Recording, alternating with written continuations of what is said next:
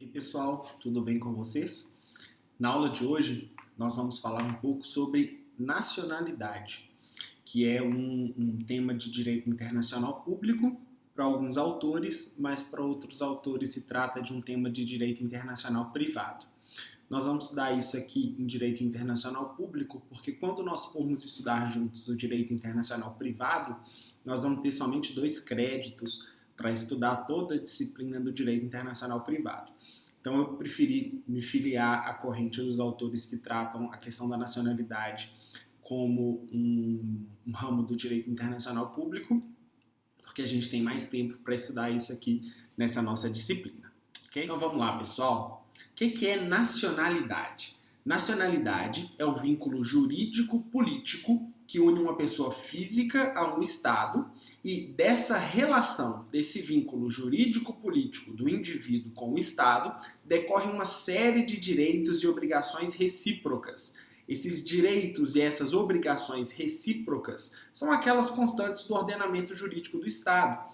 Em primeiro lugar, a Constituição e todas as demais normas que regem a relação dos indivíduos com aquele Estado a qual ele se filia por razões de nacionalidade. É muito importante e é essencial para a configuração do Estado como tal essas regras de aquisição da nacionalidade, porque, afinal de contas, o povo é um dos elementos constitutivos do Estado. Então, esses critérios de nacionalidade são o que vão disciplinar, é o que vai disciplinar a relação dos seus indivíduos, dos seus nacionais, com a estrutura jurídico-política do Estado. Então, o Estado disciplina isso de uma maneira bem cuidadosa, bem pormenorizada, porque, afinal de contas, o povo é um dos elementos constitutivos do Estado.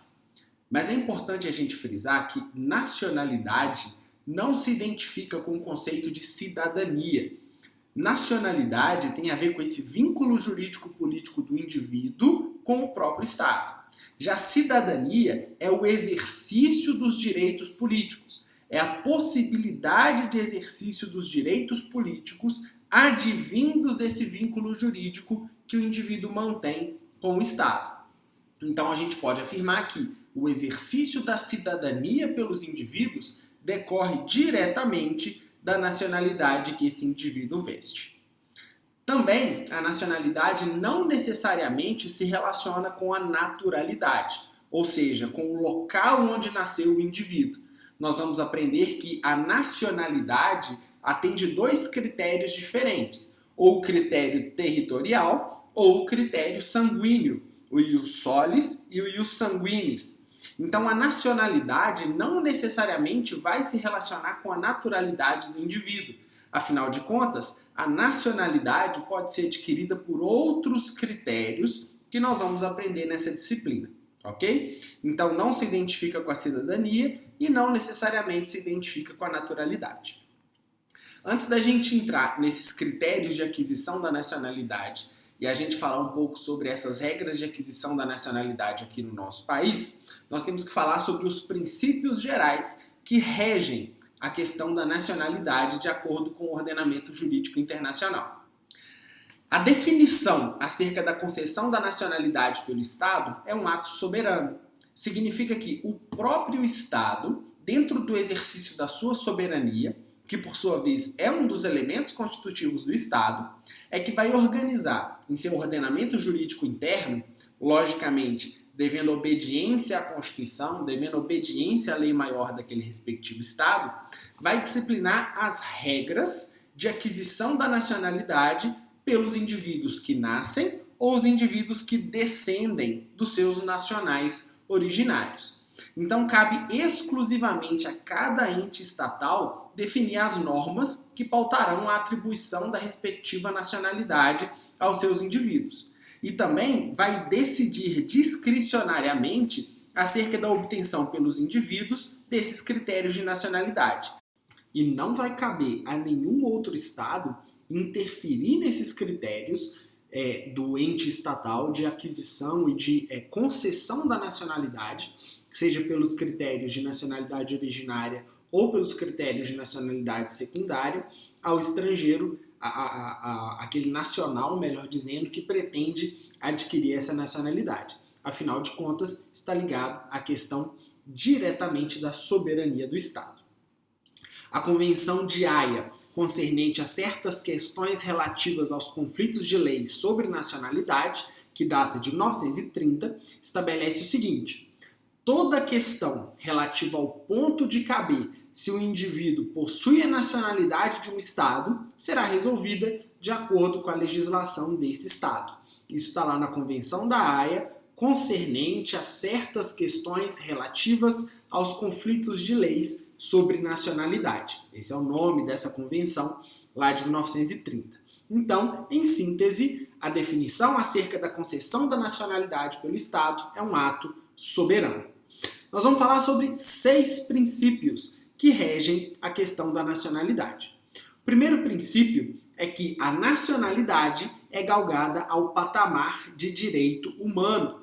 O que isso significa, pessoal? Significa que os critérios de concessão de nacionalidade e o direito do indivíduo de gozar dessa nacionalidade está no rol de direitos humanos, protegido pelas normas de direito internacional público.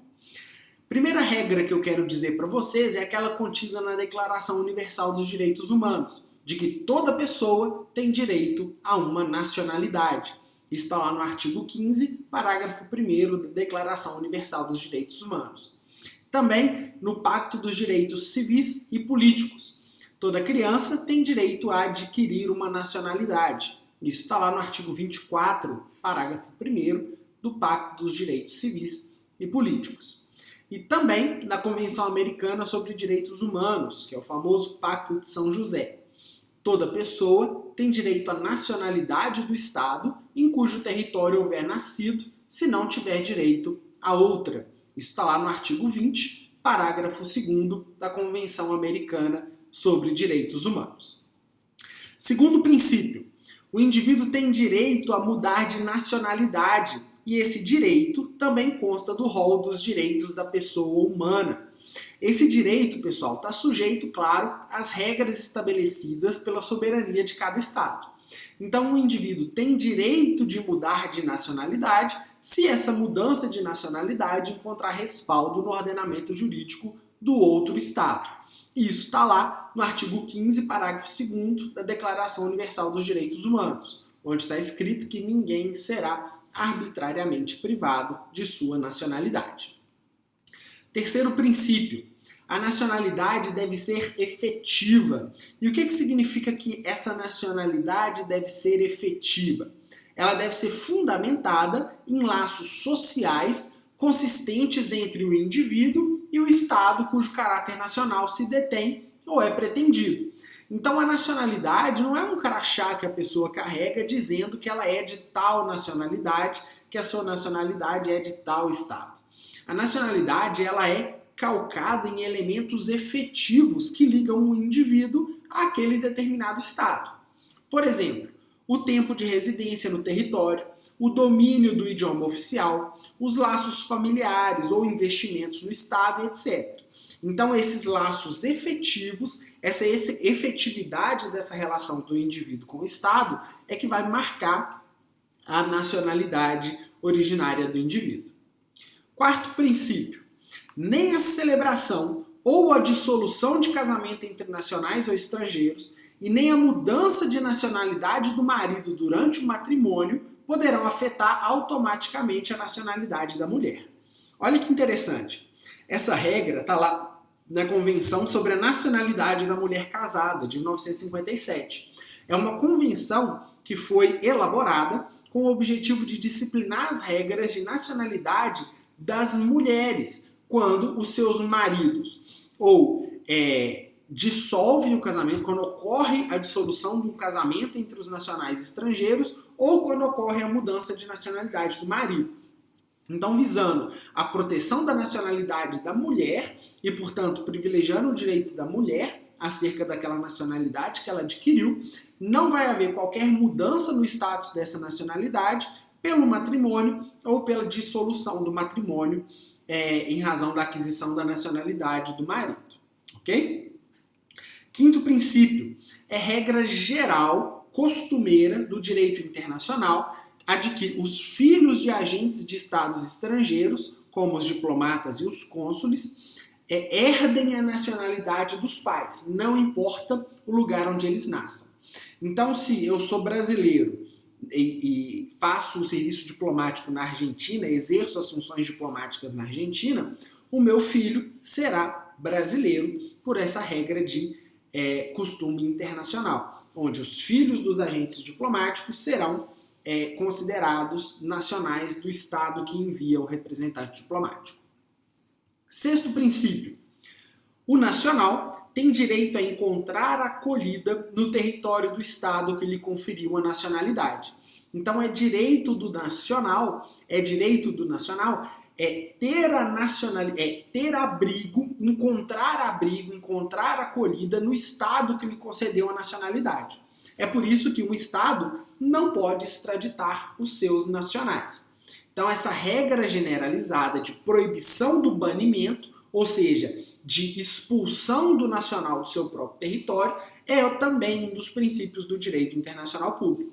Afinal de contas, o indivíduo tem direito de ser acolhido pelo Estado que lhe concede a nacionalidade. No Brasil, essa regra está lá no artigo 5º, inciso 47, a linha D da Constituição da República. Ok? A gente precisa falar agora, pessoal, dos conflitos de nacionalidade. O que são esses conflitos de nacionalidade?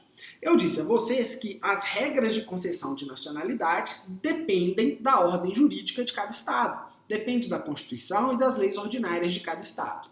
Então pode ser que o estado, no exercício dessa soberania, no exercício dessa elaboração das regras de concessão de nacionalidade, se oponha às regras de outro estado, de modo que um indivíduo que vai se ligar às regras de dois estados pode acabar reunindo mais de uma nacionalidade ou nenhuma nacionalidade, se essas regras forem opostas entre si. Então, é do exercício da competência estatal que nasce as regras de concessão de nacionalidade. Então, a competência estatal soberana é que vai dizer as regras que vão ligar o indivíduo à sua nacionalidade. E ocorre que essas regras podem ser conflitantes entre si. E é desse conflito de nacionalidade que vai nascer as duas possibilidades de resolução desse conflito: a polipatridia e a apatridia. Então nós vamos estudar agora esses conflitos de nacionalidade que decorrem da competência estatal pelo exercício da soberania para definir quem são os seus nacionais. Existe um conflito positivo, que é a polipatridia, e um conflito negativo, que é a apatridia. O que é a polipatridia? É um fenômeno pelo qual um indivíduo tem duas ou mais nacionalidades. E esse fenômeno decorre da existência de critérios de atribuição de nacionalidade diferentes sobre uma mesma pessoa. Exemplo: um filho de cidadão italiano que nasce no Brasil vai ser brasileiro de acordo com as regras de atribuição de nacionalidade brasileira. Quem nasce no território brasileiro tem a nacionalidade brasileira.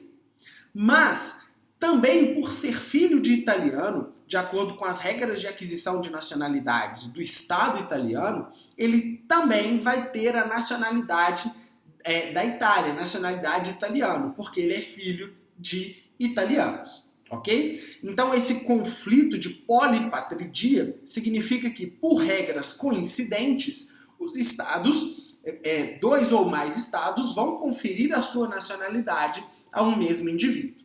Contudo, é necessário observar que um estado não pode exercer a sua proteção diplomática em proveito de um seu nacional contra outro estado de que o mesmo seja nacional. Então o Brasil não pode opor à Itália, por exemplo, uma proteção diplomática ao indivíduo protegendo o seu nacional se a Itália também tem o direito de exercer a proteção diplomática sobre o seu indivíduo.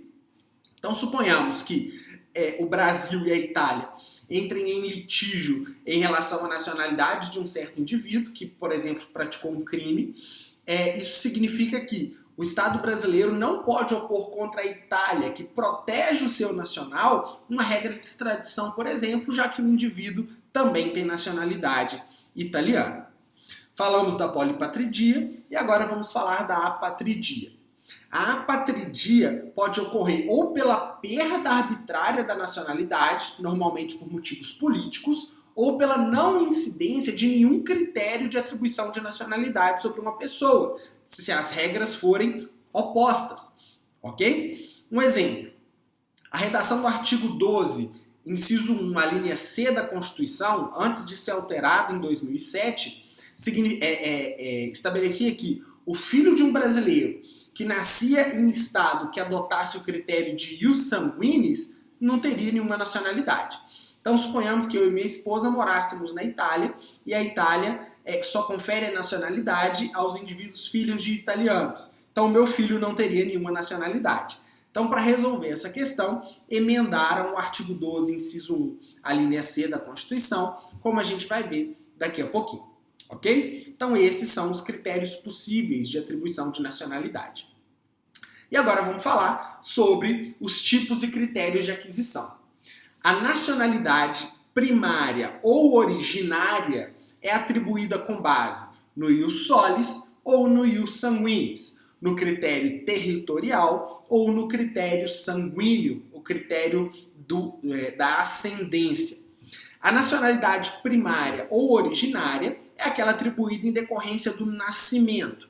Então, no instante seguinte ao nascimento do indivíduo, ele já adquire para si a nacionalidade ou dos seus ascendentes, pelo ius sanguinis, ou do local onde nasceu, pelo critério territorial, pelo ius solis. Então, pouco importa a vontade humana com relação ao nascimento. Se ele nasceu num determinado território de critério ius solis, ele vai ter aquela nacionalidade. Ok?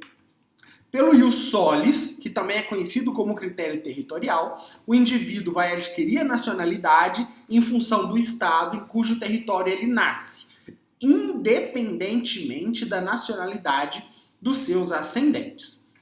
Já pelo ius sanguinis, a nacionalidade é atribuída de acordo com a nacionalidade dos seus ascendentes, seja dos pais ou de outros ascendentes, independentemente do local onde o indivíduo nasce.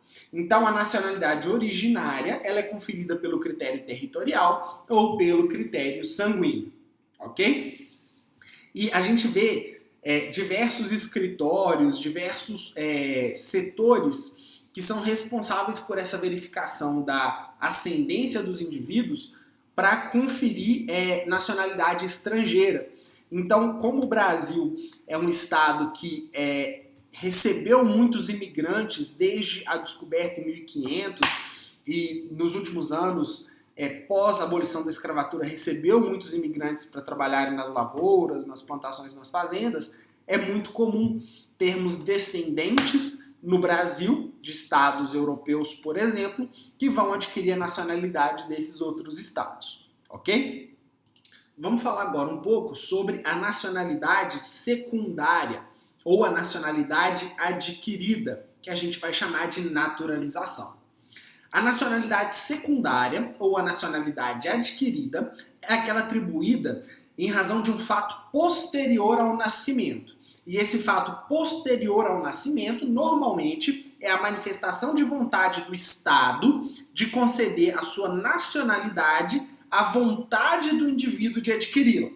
Então, o indivíduo já nasceu, o indivíduo já tem a naturalidade decorrente do seu nascimento, a nacionalidade decorrente do seu nascimento, seja pelo critério do ius solis ou ius sanguinis, mas ele pode ser naturalizado em outro estado após o seu nascimento em razão da sua manifestação de vontade e em razão do Estado conferir voluntariamente a sua nacionalidade àquele indivíduo de acordo com as próprias regras do seu ordenamento jurídico.